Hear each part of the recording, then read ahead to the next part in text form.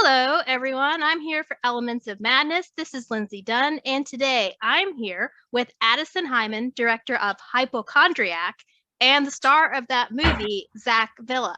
Addison and Zach, welcome to Elements of Madness. Thank you so much. Thank you. So happy to be here. Yes, we have a third guest that is joining us as well. Yeah. So thank you so much for talking to me about your work on Hypochondriac, and what a great title. Addison, give us your elevator pitch for what the movie is about. Well, it's a horror movie about my mental breakdown, a gay horror movie because I'm gay.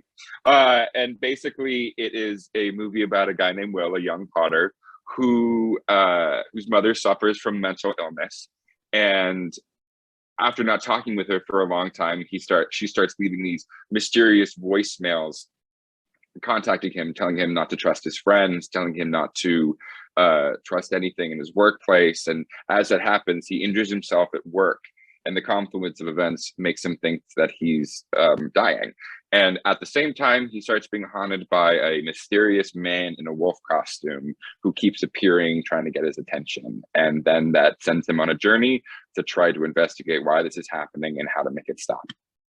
I understand it's inspired by actual events that you went through. It's a brave thing to kind of open up this way, I feel, about your past. So what made you want to tell the story? Basically, to do that, I basically have to tell you the story of my mental breakdown. Are you okay with that? I can give a very truncated version. I can give a long, luxurious version. But I think basically, I'll meet you in the middle. But basically, I mean, it started out as therapy, right? So basically what happened to me is my mother is bipolar, and she's been on and off in manic episodes since I was 12, basically.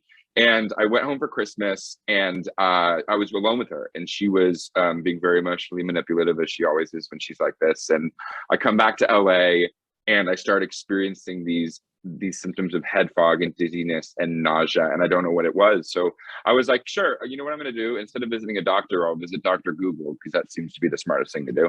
And I do, and Google tells me I'm dying of ALS. And I'm like, yes, this is what I have for some reason. I have OCD. I'm diagnosed at the time with my brain. I hold on to intrusive thoughts, and that kind of set me on a wild madness to try to prove to myself that I did and or didn't have it. And at work, I injured myself by lifting a bunch of really heavy equipment that I actually had no business carrying, but because I didn't know it at the time, I had to do it. And I was lifting these 80-pound lights up and down stairs without a freight elevator, trying to prove to myself that I wasn't weakening. And that ended up developing a repetitive strain injury in both of my arms. And so I kind of cracked then, because that was proof to me that I was dying. Went home for about a month, and then came back here and fixed myself on meds. And then my arms were still hurting, so I visited a holistic massage therapist, which is a very LA woo-woo thing to do. And he injured my arms to the point where I couldn't lift the phone, I couldn't shave, I couldn't type, I couldn't do anything. So I was bedridden for about 3 months. Couch-ridden. I watched a lot of Scandinavian detective dramas, which were great. If you need a recommendation, there's 16 of them in Denmark, all true detectives. And basically, that had happened, and I finally saw a physical therapist, and I was finally able to lift 5 pounds. And then all this fog and nausea and dizziness came back, and I called my aunt, who's a doctor, and I was like, what's going on? And she's like, I don't want to scare you, but you might have multiple sclerosis.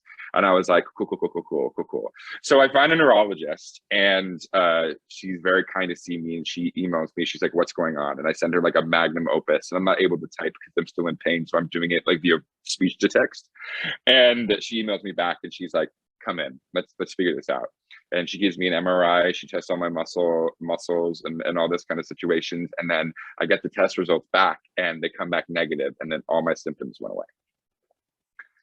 So that basically, in a nutshell, is the story, the impetus for the story. And I initially started, to get back to your question, I started by writing this as therapy. My physical therapist was like, you're a writer, you need to write. And I'm like, but I'm in pain. He's like, I think you can do it. Just try 5 minutes. And so I remember being on like like 2 pillows, like with ice packs on both of my arms, like all the way against the desk as I'm like typing out the first 12 pages of this story. And I just basically started just like writing it exactly how it happened. And the man in the wolf costume was there, but he was a friend who died, and I was writing about my mother, but I wasn't. There's like 18 different things I was writing about. And as I was going forward, everybody was like, Addison, you're telling a story about your mother and you. And I'm like, ugh.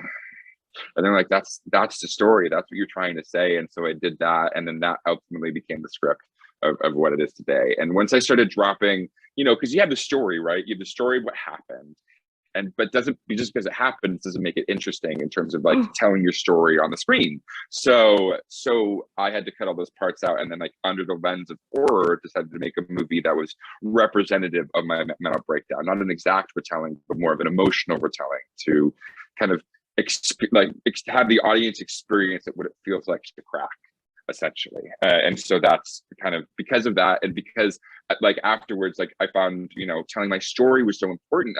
Because I was telling my story to other people, and they were like, you know what happened? This is what happened to me. Or like, this is what happened to me, and this is what happened to me. And I'm like, oh, there's something here. There's something here that we don't talk about. And obviously, like, mental health is becoming bigger and more conversations. And I'm just like, I want to be a part of that conversation. Something happened to me. It was horrific. Also funny and weird and zany, because honestly, mental breakdowns can be a little hilarious with perspective, not maybe at the time, but that together, like maybe like, this is the story I want to tell. And I was mainly a writer producer before. This is my first directing gig, but because it happened to me, I'm like, I know what it felt like. I know how visually I want to tell it. I think it's time for me to step in the director's seat. Yeah, it sounds like that was the story you had to tell, and also you realized your story could be helpful to others. Yes. And help them maybe, open up. That's the short version, but I appreciate your detailed version. So no, for sure. It's funny. It's like I could have done that, but I mean, that's what that's why. I mean, you write for press for movies. Exactly. You distilled that exactly to the perfect soundbite. So now I'm just going to steal that from you. It's funny though. What strikes me is whenever you tell that story, Addison, is like you said it's like therapy, but I think a lot of great art starts as a way to find catharsis in a personal experience that you have as a human being, and then through the writing process. I write songs, you write words and scripts, and I do that. But it's like, but the process is so fascinating, because it's like you write yourself, you just kind of start, and then you come up with this device, like the imagery of the wolf costume, and some things are inflated, some things are more true to reality, and it's like, but that's naturalism, right? And then it like gives us an artistic lens to process something. So it's cool. So Zach, you're certainly no stranger to horror, being on American Horror Story and Archive 81 and probably other things that I'm not mentioning. What was different or challenging for you in playing the role of Will? I think the thing that strikes me in this moment is because it was a big role for me in a number of ways, personally and professionally, and I knew that the script was was special, but I think that as I started working on it, I realized how close to home a lot of these themes were. There's mental illness in my family, and I think it's more common in the diaspora of the American experience, of honestly the human experience, than we want to give it credit for. And so when Addison kind of threw this this script my way, which I got in the old-fashioned way through auditioning, and it was you see stuff that's just another gig, and then you see stuff that's like, oh, this is something really special. And immediately from the first moment, I was like, oh, I think this is supposed to be me. For whatever reason, my experiences, I found out later, ran parallel to a lot of the things that Addison has dealt with in his life. And both on a personal level and thematically and family-wise. And I was like, oh, I have the life experience from a unique perspective, both as an actor, but firstly as a person, that I was like, oh, this role is in me in a way that I didn't really have to work. It was more just, like other roles like American Horror Story, I definitely went in a more clinical fashion. Like I copied because I was playing based on a real character based on a real person. So I was, you know, mimicking the speech pattern and the movement and all of his life experience, and it was outside of me. You know, I had to work to get to that. And this process was much more about allowing some of the things that I'd experienced to come out that were already there, and through, you know, through the lens of Will and the script. But it was more of a allowing myself to be vulnerable with things that I already knew were inside of me as a performer and as an actor, and giving voice to that. And it was scary, you know. I mean, on multiple days on set, I was like, oh, this is okay. Like, I mean, yeah, we're making art here and I'm acting and whatever, but I don't have to try that hard, you know. It's right under the skin. And so that was unique to this process. That kind of really bleeds nicely into my next question for you, which is still sticking with Zach. Your character goes through a roller coaster of emotions, physical trauma, and mental states throughout the movie. How much of a physical toll did that take on you? And were there safeguards that you or others put in place for you to have the energy to do it all? That's interesting. A very interesting question. I think there's actually two in there, because one is just about the physical and emotional, which is still physical, stamina to actually perform a role that is this demanding. You know, I mean, our shoot was 20 days, which is kind of the going status quo now for indie movies of this particular budget caliber, and it's like that is exhausting for any actor, but especially one who's basically percent of the scenes. As Addison is keen to say, it's told through Will's perspective, and so we rarely ever leave him, and that's why he's so prominent in the story. So I think you know, part of the question is just how did I have that stamina to do it, and that I think that just speaks to I get off on having a challenge as an actor, and I've noticed that throughout my career, whether it's music or whether it's acting, or dance, I get high on the fact that this intense experience is demanding so much of my body and my instrument, and I often feel like the harder you have to go and the more exhausted you are, that's actually sometimes when the best work happens. And so I don't really have, you know, I mean, look, you got to stay in shape, you got to eat right, you got to sleep, but also for this character, he's a little damaged and he's not doing any of those things. And so I think there was a synergy for me that I was like, if I felt a little off or exhausted or crazed or out of my mind because I was so tired and, you know, and working these long hours, I was in the perfect place pretty much on the daily to go through what Will is experiencing. So, you know, that's the first part. And as far as like safeguards emotionally and the stamina to go to all these different places, you know, training helps when you're in a position where you don't just have it. You know, I went to this crazy school called Juilliard that you might know of, and you know, never heard of it. I've never heard of it. I don't know where is it. Where is it? And is it? Oh no, I thought. Oh, it's not New Jersey. I thought New Jersey. I don't know why. But no, continue, please. No. Yes. Yeah. It's just this place. But I you know, the tools that I picked up there, regardless of kind of a more troubling experience I had personally going through that program, you know, it taught me to be tough, and it gave me technical skills and tools to pull out when, you know, I felt like there wasn't a direction for me to go. So there was that. As far as safeguards are concerned, I don't know if this is like a healthy way of working, which was stressed upon us in my training, but I as I've gone through my career, I realized that maybe that's not always the most important thing. And I might get some flack for that as an actor, as an artist. I think that recently I've been pushing my body and my mind to places that are risky, because I'm trying to induce some sort of chaos in the role. And, you know, and I didn't want to leave anything unanswered or unasked in this role. And so I really was just kind of like, well-being is besides the point in a lot of ways. I was like, I'll figure this out later. I did have a lovely assistant, Sophie, who was able to help me, through the process, and she kind of kept me running and anticipated my needs. And the cast and crew honestly did a lot of the work for me, because they knew that I was carrying a lot, and they stepped up to the plate and in turn carried me when things were tough. And that's a testament, like every scene that you see, like, yeah, I'm doing some cool work, if I do say so myself, but the script was amazing. I had a director that I could trust, which is a rarity. No offense to any other directors, but when you have a true collaboration, those are really special relationships. And when you can really trust someone to help improve your performance, not just guide it.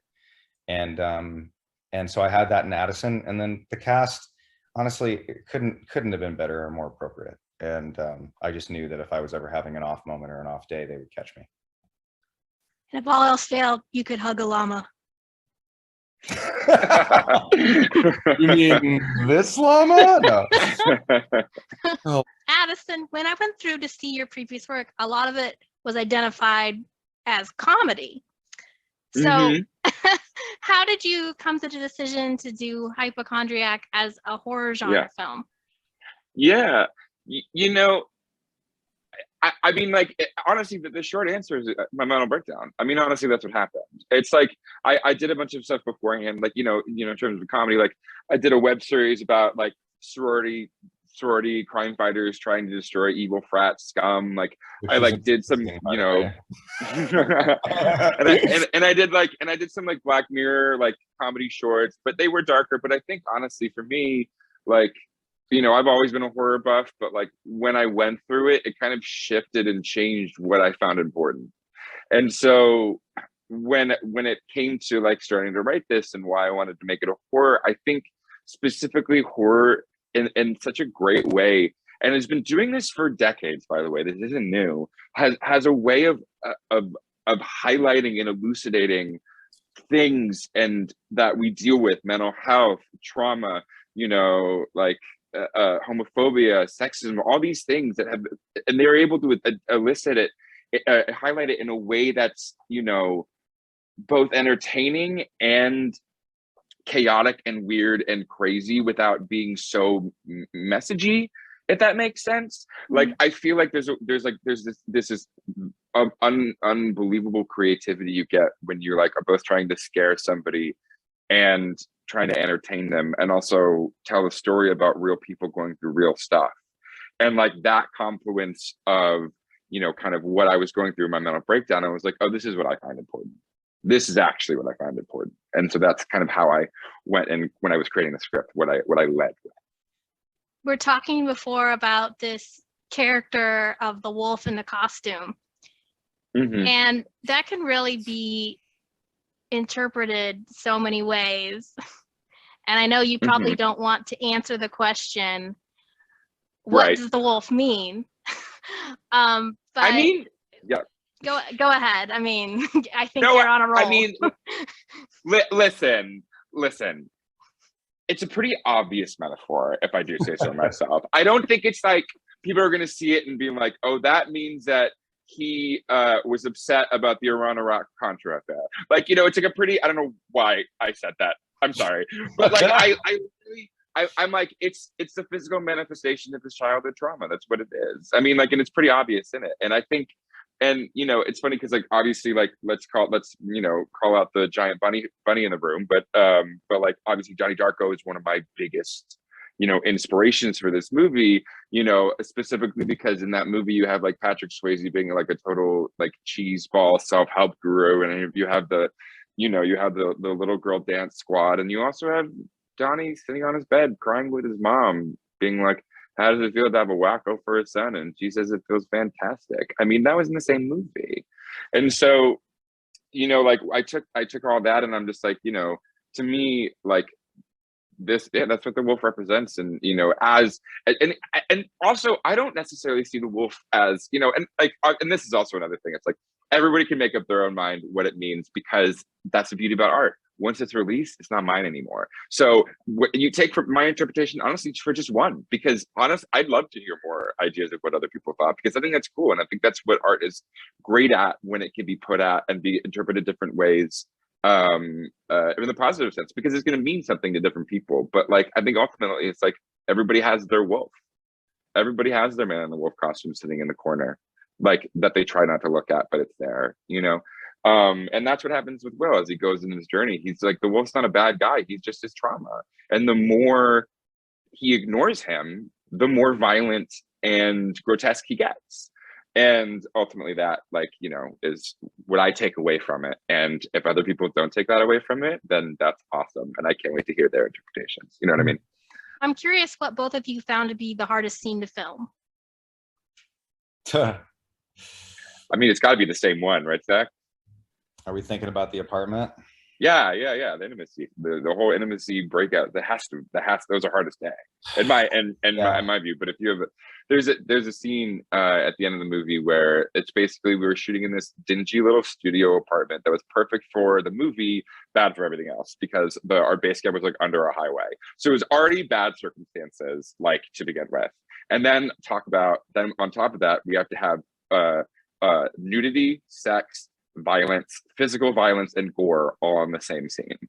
And so basically that's what we had to do. And a long scene, like scene, long takes, like every moving part having an intimacy coordinator and a stunts person and our gore team, and like robes going back and forth, conversations. Thank God we all talked about what was going to happen beforehand, because I don't even know what would happen if we didn't do that. But ultimately that for us, and that was also, you know, my most intimate, like that. And the scene before, there's a, you know, I won't spoil this, but there's a very violent scene that happened the day before between the mother and the son, and that I had a panic attack during. And it was because it felt so real, which is a testament to our actors. But like that confluence of 2 days in that apartment where you already feel, because I was so isolated, and that place felt so isolating. So it was just like, okay, we all got everybody focused, and everybody really proud of what we got with on screen. But to me, it was the most difficult, I think. Yeah, difficult space, intense material, yeah, and exhausting. I mean, we talked about stamina, you know, earlier, like Devin Gray, who's my Will and Mai's love interest in the movie. Really fortunate that we had the chemistry that we had and the trust that we had. I think we did some really great work together, you know, leading up to that scene, but that was really where I think we both found each other as actors. You know, I went in swinging for the fence, and Devin, oh man, he's fantastic. And really, you know, I was saying earlier, like that's when, you know, your fellow actors catch it, and Marlene too. I mean, who plays Will's mom, both of them, but especially, you know, Devin in that particular day, that particular scene. I mean, talk about stamina. Like I remember very specifically, we would cut, and, you know, there are a lot of moving parts, and so we'd have to reset, and it was a difficult space. And Devin and I kind of both, without talking about it, made the choice to really sustain our emotional place, which, you know, some actors, and I do this too, it depends on the project, but, you know, when the camera cuts, you turn it off, and then you joke around, and then the camera comes on, and it's like a jump start to, you know, to get back to where you are. And sometimes that's helpful emotionally and physically, to take a break and then jump back in, and it kind of like kicks your system again, and ups the circumstances of the scene to make it fresh again. However, just because of the nature of where we were emotionally, so vulnerable, you know, Devin and I both, we would cut, and we'd just continue pacing for 5 to 10 minutes, you know, breathing all weird and being very actory about things. You're like, you okay? And be like, don't talk to me right now, you know. Like, it was just, you know, it's very like diva moment-y. But also, I think that was in service of us trying to really hang on to a consistent performance, because we knew that was going to be the crux of the film in a lot of ways. And I think it came off splendidly. I agree. Yeah. It did. The entire movie was very intense, but that segment was definitely intensifying, and then there was the very powerful music on top of it that made you very emotionally caught up and everything. And that's the point where you, as an audience member, actually think, I don't know if I can take much more of this. And that's probably the effect that you wanted to cause right at that moment. No, exactly. That's what we were going for. I mean, I don't think Devin would, would balk at me sharing this, but there were moments where we just kind of took the reins, in between takes. Like I remember coming into him close, where there's this moment that, I'm basically supposed to kick him in the chest. And there were a few times where I came in and was just breathing with him as the camera started to roll, as the sound started to roll. And I literally took my fist and like smacked it as hard as I could on his chest to give him like that, oh God, like that impetus of physical violence. And, and some people would argue, oh, well, that's not acting. Well, it is, because you still get an emotional response. And it was also agreed upon beforehand too. I mean, like, it wasn't like, none of this was like, hey, I'm gonna hit you, bro. Right. Yeah, it wasn't. Right. Everything has to be consensual, Yeah. And, but I will say that there are moments like that sometimes between actors where you just know things are going to be, all right.